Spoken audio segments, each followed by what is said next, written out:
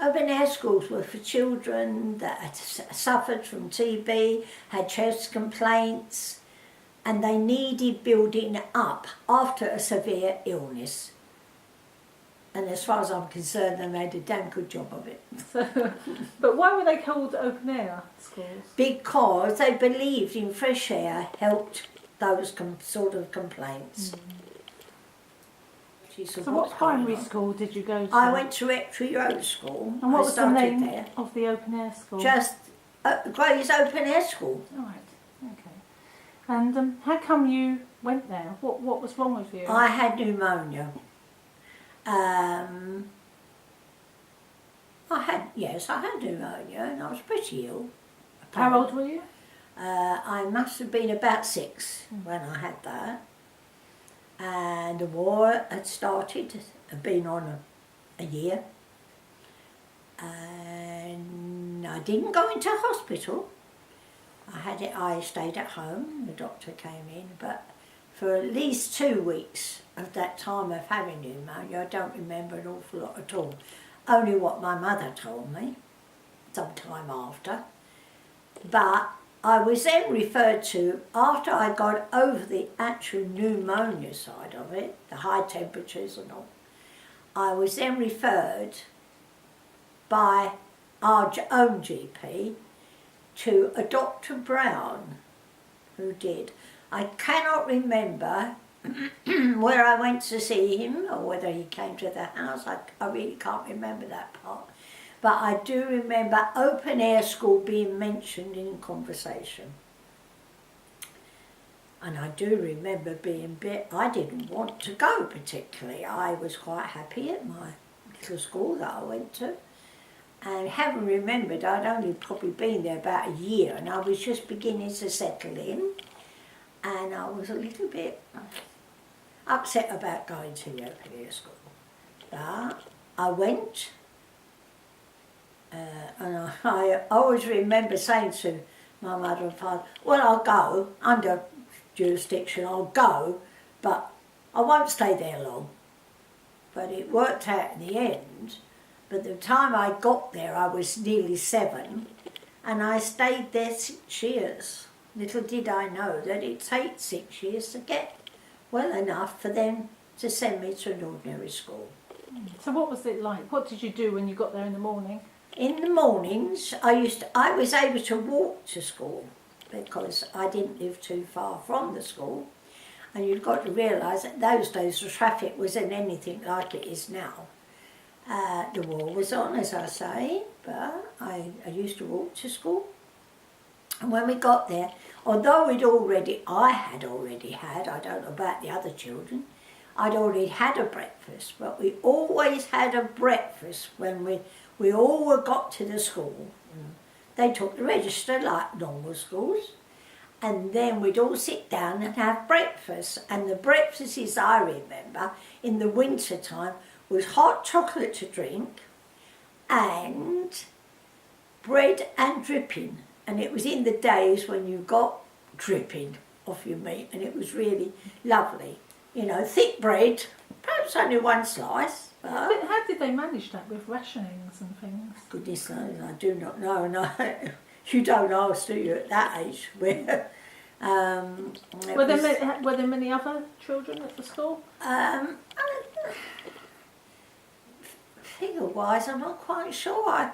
I mean, as far as I can remember, we only had one classroom because we only had one teacher, a Mrs. Love, and I don't remember any other teachers apart from our headmistress, and I think she took the class at various times for different things, but I can't remember any other actual teacher there. And I only remember one classroom. So all the ages all in together then? Yes, yes, as far as I can remember. I mean, I was in with bigger. I can't remember much about the bigger ones, but I do remember us all being. But after we'd had, can I go back to the breakfast again? After the breakfast, we all had our own towels, which we had our own number, a number, and we all had our own face flannels and towels. So we were shown, well, we weren't shown, but we always had somebody standing nearby. We washed our hands and our faces after our breakfast, and then we walked onto our classroom. We did have slight religious, form of religious thing before we went to the classroom, but there was no individual different religions. We were all sort of, but a prayer, I'll probably think, for the day, I can't remember.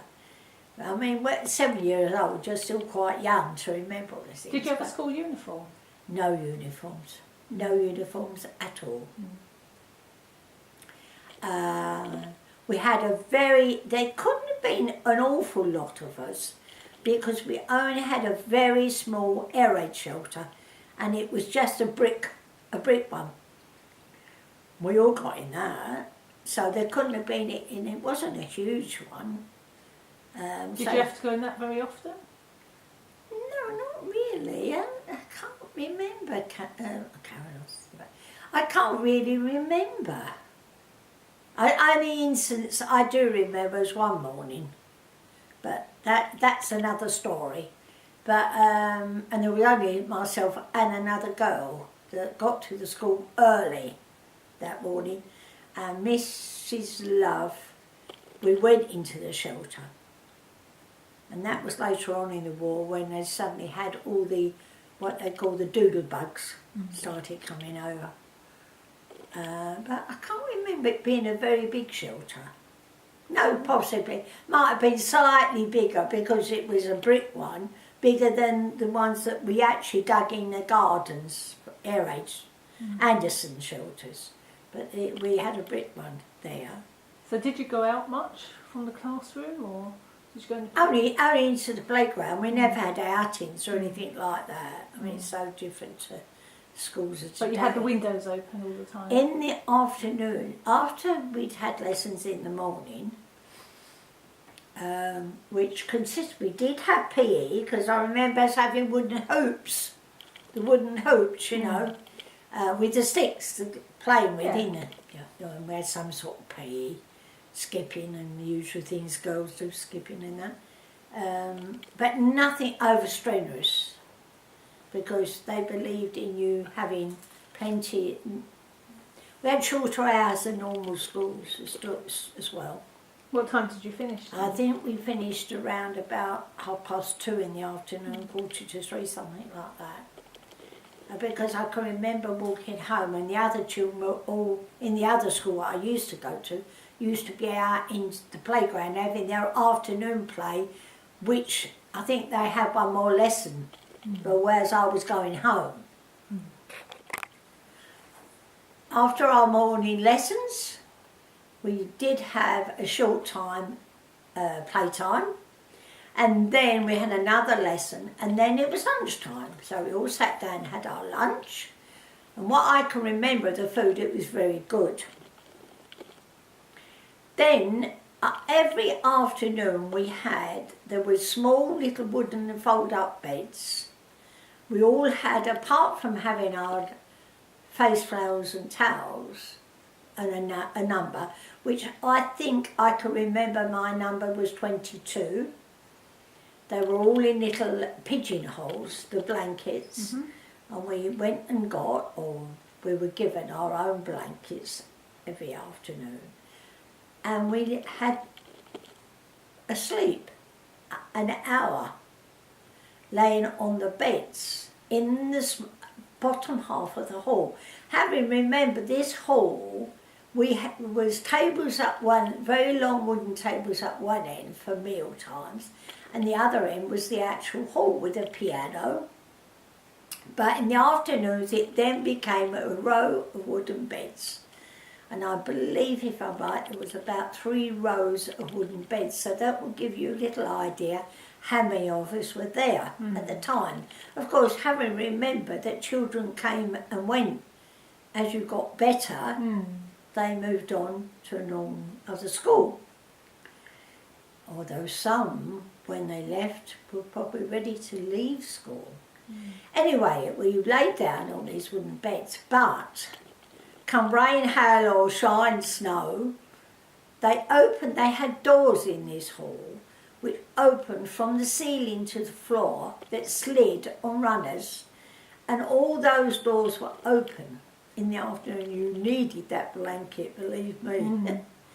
But again, that is why they called it open air school. They believed in fresh air. And we had to lay there for an hour, and either we had a nurse called Nurse Hines. She was on duty. I think she was on duty every day there. She was attached to the school the whole time.